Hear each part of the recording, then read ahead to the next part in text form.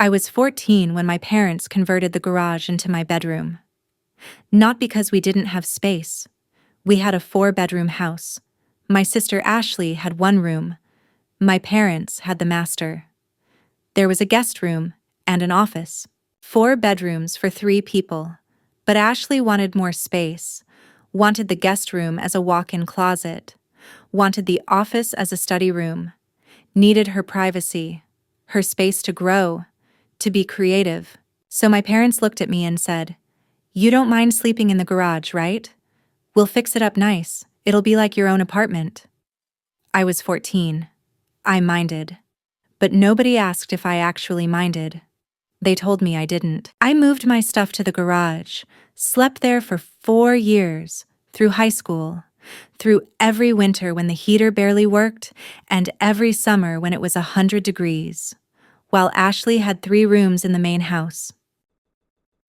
That was 16 years ago. Last week my father called. "Your mother and I need to talk to you about something. Can we come by?" I was sitting on my back deck, looking at the guest house I'd built last year. 800 square feet. Full kitchen, bathroom, bedroom, living area, separate from my main house but on the same property. My own private retreat. Or space for visitors who actually visit. "Sure," I said. "Come by Saturday." They showed up at noon. I gave them a tour, showed them the main house, 4 bedrooms, 3 bathrooms, the kitchen I'd renovated, the office, the living room with the fireplace. Then we walked outside. I showed them the pool, the landscaped yard, the guest house in the back. My father looked at it for a long time. Then he said, "Your mother and I are having some financial difficulties. We're thinking about selling the house, downsizing, but it's a tough market. We were wondering," he looked at the guest house, "if we could stay here, just temporarily, until we figure things out." I took a sip of my coffee, let the silence sit. "No," I said. He looked surprised. "What?" "No, you can't stay in my guest house." "Why not?" my mother asked. "You have the space. We're family." I smiled. The same smile I'd learned to wear in that garage. "You're right. I do have the space. Just like you had space when I was 14. Let me take you back, because this story isn't about a garage or a guest house. It's about learning what you're worth to people, and years later, showing them exactly what they're worth to you. If you've ever been the forgotten child, if you've ever been told to make yourself smaller so someone else could be bigger, if you've ever been asked for generosity by people who gave you none, this story is for you. Ashley was 3 years younger and our parents' entire world. From birth, everything revolved around her. She was the baby, the princess, the one with needs that mattered. I was the older one, the responsible one, the one who could handle things. When Ashley cried, our parents dropped everything. When I cried, they told me to grow up. When Ashley wanted something, they found a way. When I wanted something, they said, maybe later, maybe never. The pattern was set early. Ashley was precious. I was capable. And capability meant I didn't need the things precious people needed, like attention, like consideration, like a bedroom in the house. The garage conversion happened the summer before freshman year. Ashley was 11, starting to become interested in fashion, in makeup, in having friends over. She wanted more space, the guest room for her clothes, the office for her homework and crafts. My parents thought it was reasonable. A growing girl needs her space. I was 14, about to start high school, but I was resilient, independent. I could sleep in the garage. They'd insulate it, put in a small heater and a window unit for AC, run electricity, put up some drywall, make it nice. It would be like having my own apartment. Wasn't that cool? Most kids would love that kind of independence. I helped my father convert it. Spent 2 weeks that summer drywalling, painting, installing the heater. We put in a bed, a small desk, a dresser. There was barely room to walk around the bed. The ceiling was low.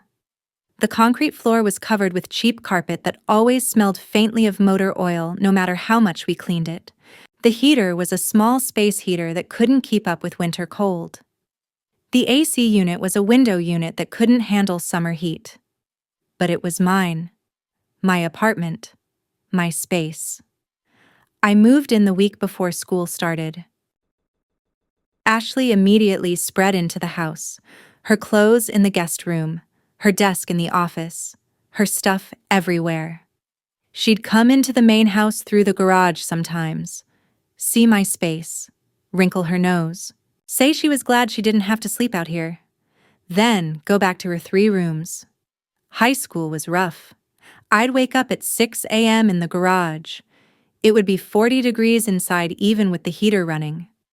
I'd shower in the main house bathroom, get ready, make breakfast, then go to school.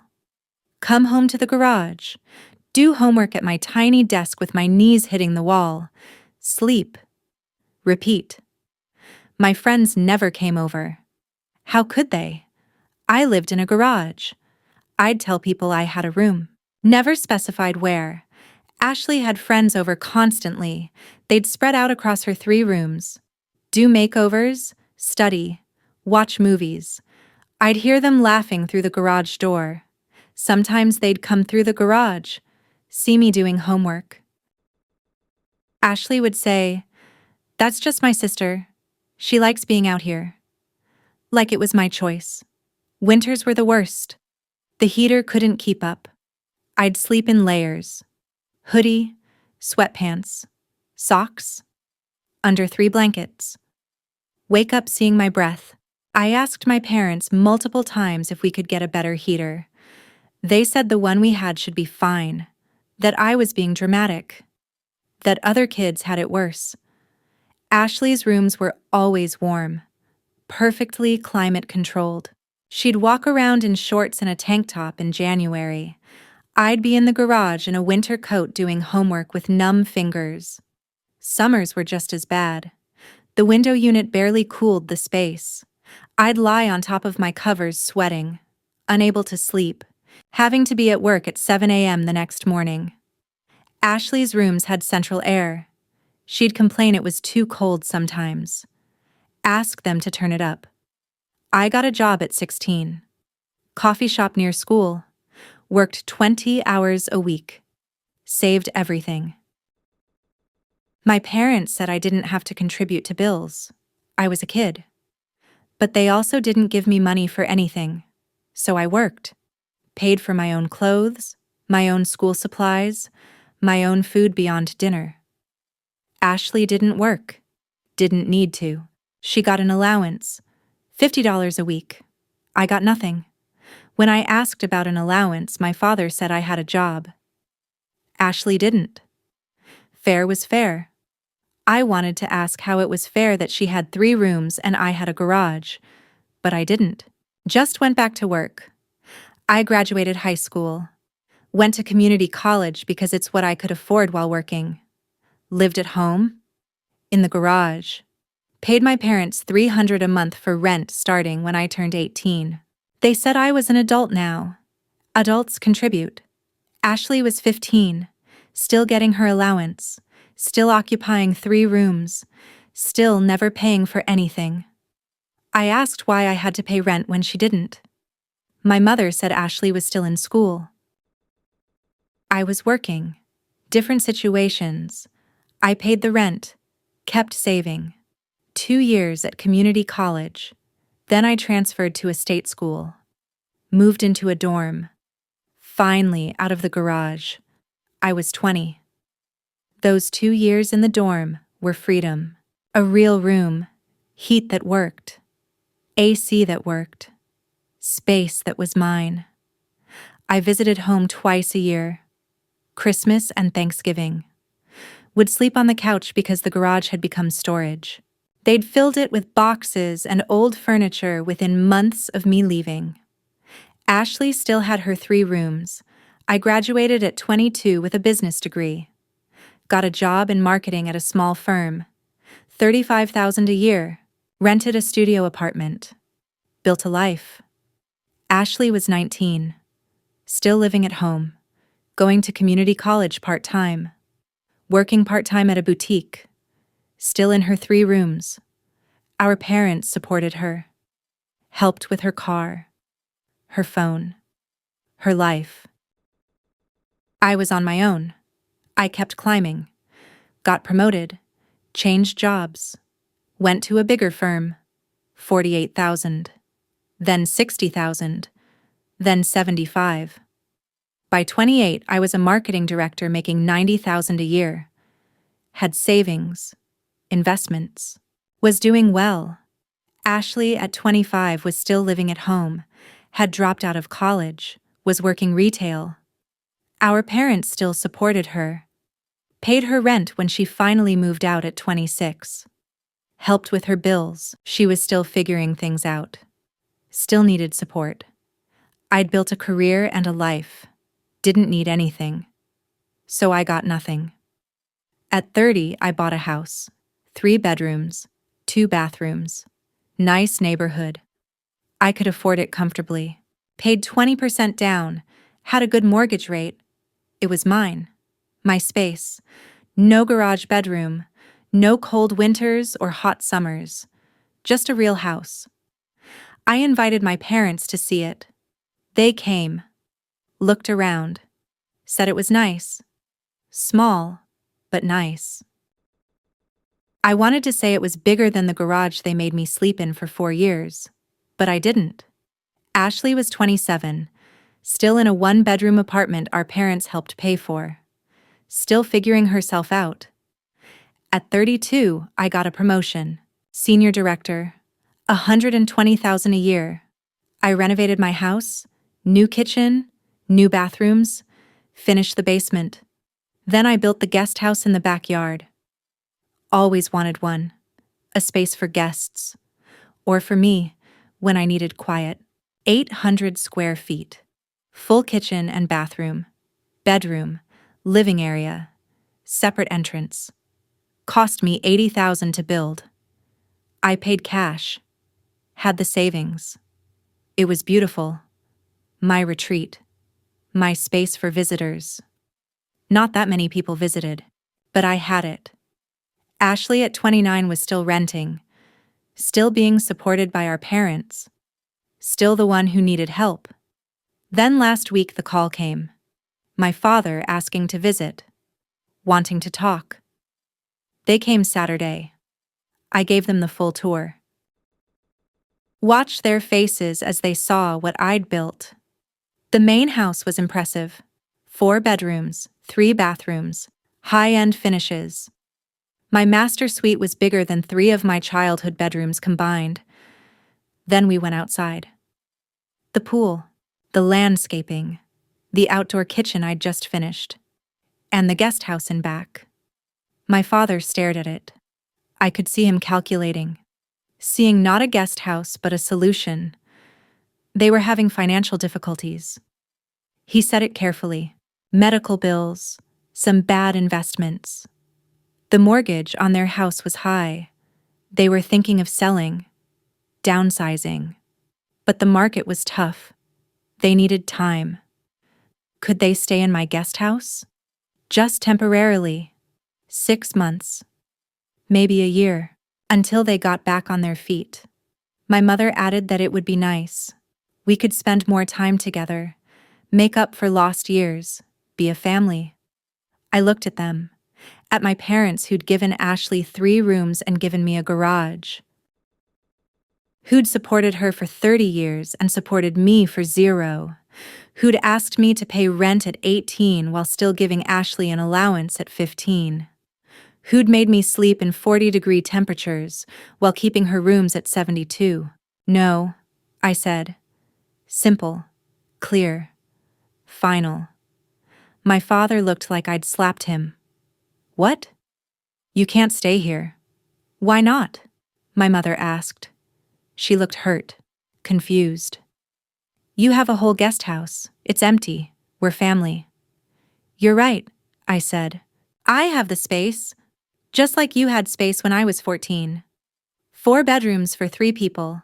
But Ashley needed her privacy, her space to grow.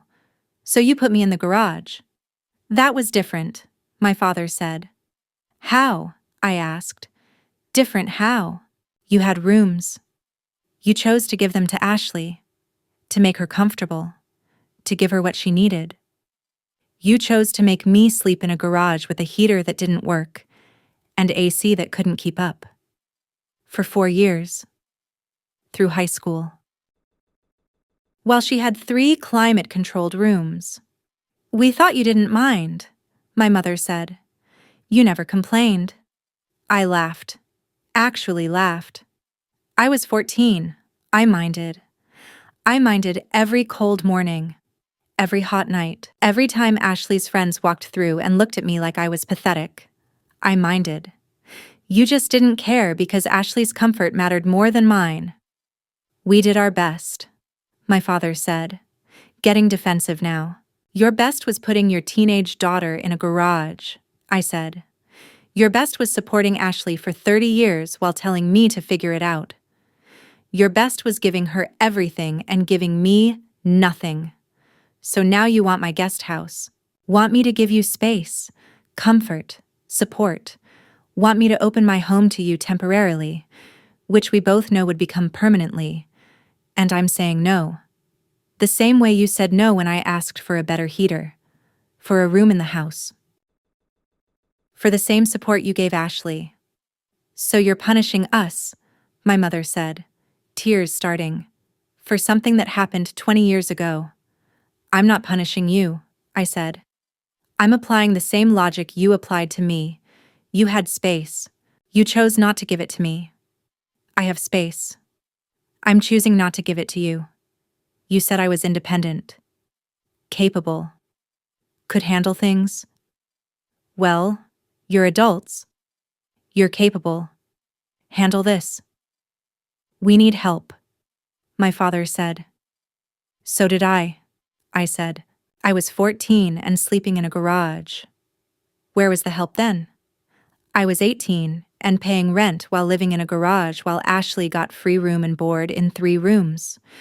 Where was the fairness then? I was in my 20s building a career alone while you supported Ashley. Where was the family then? Ashley needed more support, my mother said. She struggled. And I didn't? I asked. You just decided I didn't need support because I was good at hiding how much I struggled, because I didn't complain, because I figured it out alone. So you let me figure it out alone. And I did. I built this. I gestured to the house, the property, by myself, without help, without support, without a family that gave a damn if I was sleeping in 40-degree temperatures doing homework. I built this because I had to. Because nobody was coming to help me. And now, you want me to help you. Now you want the space, the support, the comfort? Sorry, that's not how this works. My father stood up. You've become very hard. I've become what I needed to become to survive being your daughter, I said. You made me hard. You made me independent. You made me someone who learned that family only helps the people they deem worthy of help. Ashley was worthy. I wasn't. Fine. I accepted that. Built a life anyway. But don't show up at that life now asking for things you never gave me. If you won't help us, we'll lose the house, my mother said. Then you'll lose the house, I said. You'll downsize. Move somewhere affordable. Figure it out. Like I figured out how to sleep in a garage. Like I figured out how to pay for college. Like I figured out every single thing in my life without you. You'll figure this out too. They left angry. I watched them drive away in their luxury sedan, the one they'd bought 2 years ago, the one they probably couldn't afford. I went back to my guest house, sat in the space they'd wanted, the space I'd built, and I felt nothing. No guilt. No regret. Just a quiet certainty that I'd made the right choice. They'd taught me that some people don't deserve your space, your comfort, your help. They'd taught me by making me the example, the one who didn't get those things. Now they were asking to be different, to be the exception, to receive what they never gave. And I was saying no, the same way they'd said no to a 14-year-old asking for a room in the house. Ashley called 3 days later. Mom and Dad told me what happened. How could you say no? They need help. Where were you when I needed help? I asked. When you had 3 rooms and I had a garage. Did you ever think that was unfair? Did you ever offer to give up one of those rooms? She was quiet. Then, I was a kid. That wasn't my decision. You were 11, 12, 13. Old enough to know your sister was sleeping in a garage. Old enough to notice. Care. Say something. You never did. You just enjoyed your space. So now you're punishing them because you're bitter about something from high school? I'm not bitter, I said. I'm just consistent. They showed me what I was worth to them. A garage. Now they're seeing what they're worth to me. Nothing. You're being cruel, she said. I'm being honest, I said. They were cruel when they put a 14-year-old in a garage. I'm just showing them what that cruelty grew into. A daughter who learned she didn't matter. Who built a life where she didn't need them. Where she had all the space in the world and none of it was available to them. That's not cruelty. That's consequence. She hung up. I blocked her number. Then I blocked my parents' numbers. Sat on my back deck looking at my property. 4 bedrooms in the main house. A guest house in back. Pool. Landscaping. Everything I'd built because nobody gave me anything. I thought about the garage. The cold mornings. The hot nights. The feeling of being disposable. Less than. The spare daughter who could sleep anywhere because she didn't matter enough to keep in the house. I'm 34 now. Still in my house. Still have the guest house. It's used occasionally. Friends visiting from out of town. A cousin who's actually decent. People who showed up for me when it counted. My parents are not on that list. They sold their house 6 months ago. Downsized to a 2-bedroom condo. They're fine. Financially tight, but managing. Ashley moved closer to them. Helps out. They lean on her now. The daughter who always got everything. Now she gets the responsibility too. I don't feel bad about that. Don't feel bad about any of it. Sometimes I go into the guest house and just sit there. Look at the space, the comfortable furniture, the working heat and AC, the kitchen where I can make coffee at midnight if I want, the bathroom with actual hot water pressure, the bedroom with a real mattress and blackout curtains. Everything the garage wasn't. Everything 14-year-old me deserved and didn't get. I built this space because I could. Because I wanted to prove to myself that I deserved comfort. Space. Warmth. All the things they said Ashley needed, but I didn't. And now it sits here. Empty most of the time. A monument to the fact that I made it. That the girl in the garage became the woman with the guest house. And the parents who put her there will never sleep in it. Do I regret saying no? Never. Some people think I should have helped them. That family is family. That I should be the bigger person. Those people never slept in a garage for 4 years while their sister had 3 bedrooms. Never paid rent at 18 while their sibling got an allowance. Never built a life completely alone because their parents decided one child mattered and the other didn't. I know what I'm worth. It took sleeping in that garage to figure it out.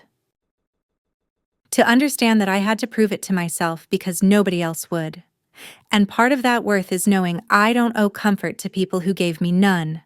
Don't owe space to people who gave me a garage. Don't owe anything to anyone who showed me I didn't matter. The guest house stays empty most of the time. That's fine. It's not about filling it. It's about having it. About knowing I built something beautiful and comfortable and warm. And that the people who denied me those things will never experience them under my roof. That's not revenge. That's boundaries. That's understanding that generosity has limits, that some debts can't be paid. Some wounds can't be healed by letting people who hurt you benefit from your success. I learned that in the garage. The cold, uncomfortable, humiliating garage they put me in because Ashley needed space. Now I have all the space in the world.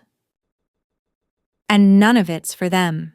If you've ever been the child who got less so your sibling could have more, this is for you. If you've ever slept somewhere cold and uncomfortable while your sibling was warm and cozy, this is for you. If you've ever been asked for help by people who never helped you, this is for you. You don't owe them your success. You don't owe them your space. You don't owe them the comfort they denied you. Some people will tell you to forgive, to be generous, to let it go. Those people didn't sleep in your garage. They don't know what that does to you, what it teaches you, what it makes you become. You became someone strong, someone successful, someone with boundaries. And those boundaries are allowed to exclude the people who made you build them. Tell me in the comments, have you ever been treated as less important than a sibling? Did you help your family when they needed it, or did you set boundaries? I read every story, and if you want more stories about people who succeeded despite being forgotten and then chose themselves when it mattered, subscribe. Sometimes the most powerful thing you can do is say no, especially to people who said no to you when you needed them most. The garage made me strong. The guest house proves it. And that's enough.